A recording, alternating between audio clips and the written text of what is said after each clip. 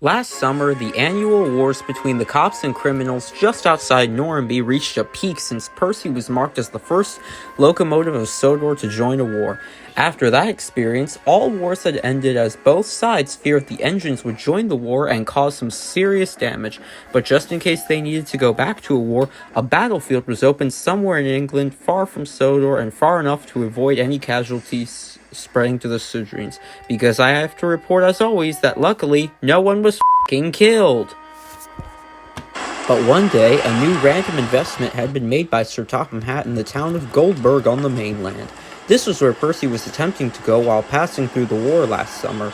Sir Topham Hatt had brought out an old building and was attempting to turn it into a nightclub with a casino underground. One morning, Thomas was taking some passengers to Goldburg. He puffed gleefully through the seaside desert as though he was in a race. "Come on, Annie and Clarabelle," he called eagerly. "We can't waste any more time. Thomas, slow down," Annie said. "There's a casino being constructed ahead." "There's plenty of time," agreed Clarabelle. "Maybe we could stop and look at it." They had to stop anyway, as a tractor trailer was going through the crossing. Thomas's driver quickly applied the brakes and they came to a stop. The tractor trailer went over the crossing with no harm and Thomas was soon clear to go. As he stopped at the station, Sir Topham Hatt came to see him. "Thomas," he said, "I'm opening up a new casino and nightclub here in 2 days. On opening night, you and Arthur will be bringing passengers to the nightclub, and you engines can come into the casino if you want." "Yes, sir," said Thomas, and he puffed back to Sodor since his passengers would be returning on a bus. Later, as he was collecting passengers at Elsbridge, Toby puffed in. "Hello, Thomas," he said. "How's life been treating you?" Thomas told him about the nightclub. "I'm a bit worried about making an ass of myself at a nightclub in front of tons of people. Any suggestions?" Toby thought long and hard before he answered. "Besides the obvious drinking, inking, and dancing, the latter we can't do because we're machines. Just be yourself. I don't care what others think. I'd ask someone on this branch line, tell me what they suggested, and tonight, when some engines are doing their midnight activities, we can experience their activities so you can know what you can do at a nightclub along with just being yourself." Thomas thanked Toby and set off. Later, he had to stop at a signal where Terence came up to talk. "Good morning, Thomas," he asked. "What's this I hear about a new nightclub on the mainland and you're curious about what to do?" "Toby advised me to be myself and just go with it," said Thomas, "but I need to know what to do that can help me not look like a piss-gargling f***wit while still having fun." "Well, if I were you," replied Terence, "I'd recommend doing improv, just chilling to the music, performances, movie drive-ins, letting your driver make food using your firebox, karaoke, or just watching sports." "That could work," gasped Thomas, "and I know what to do. Thanks, Terence," and he puffed away the moment his signal dropped.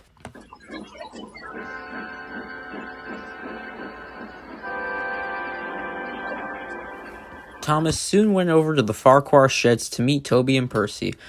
"Learned any ideas of what to do at nightclubs?" smirked Toby. "Indeed I have," said Thomas. "Improv, chillin' to music, movie drive-ins, letting my driver make food using my firebox, karaoke, or just watching shit." "That's my boy," Toby said. "Let's go deliver our trains and see if you know how to have fun." The two engines soon arrived at Lower Tidmouth Station, where Molly and Neville were watching and doing stand-up. "Hey Thomas," called Neville, "come do stand-ups with us. We'd love to hear your unironically funny skit on how to be a total piece of shit."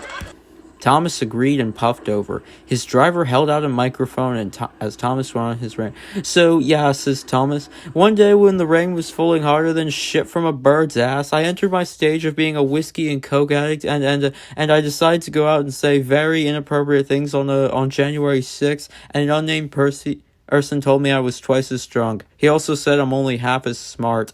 The people listening to Thomas's stand-up laughed hysterically. It wasn't that funny, but people will laugh at so bad it's good humor, and Thomas's humor was just that.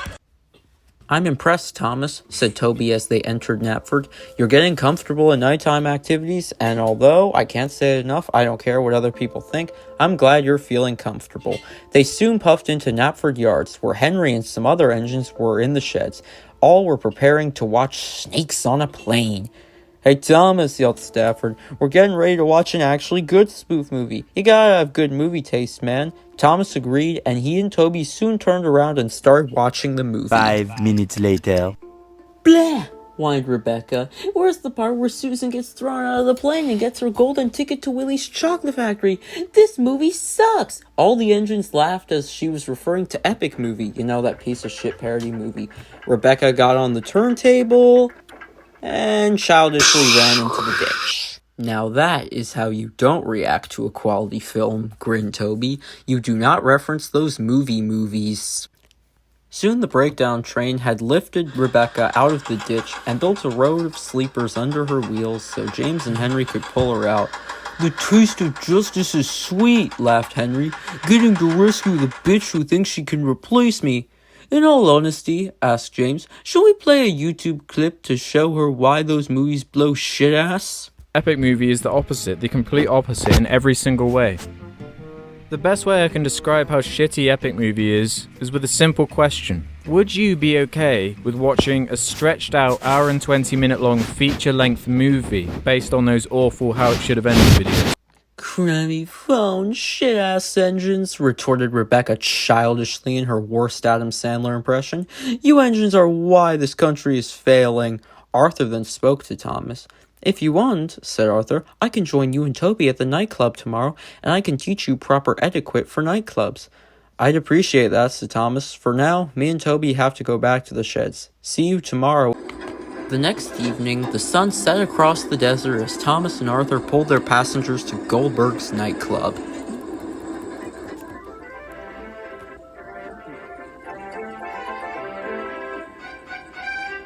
"It's good to see you two here tonight," said Sir Topham Hatt as he saw them enter. "For being early, you can come into the nightclub through the vehicle entrance door on a low loader, but your fires have to be put out." Thomas and Arthur agreed, and soon they were in the casino. Thomas was eager to learn from Arthur, but still remembered what Toby had taught him.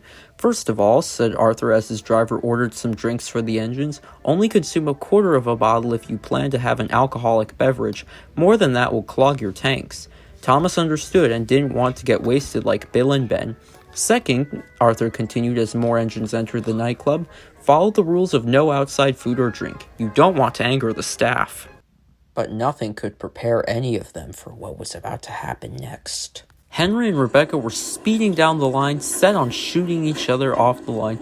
"You replacing trashy bitch, get the fuck off this island and go fuck with someone else," bellowed Henry.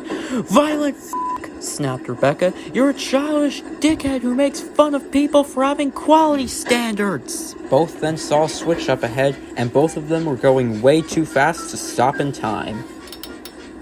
They crashed into each other, and Rebecca went off the line in a rollover crash.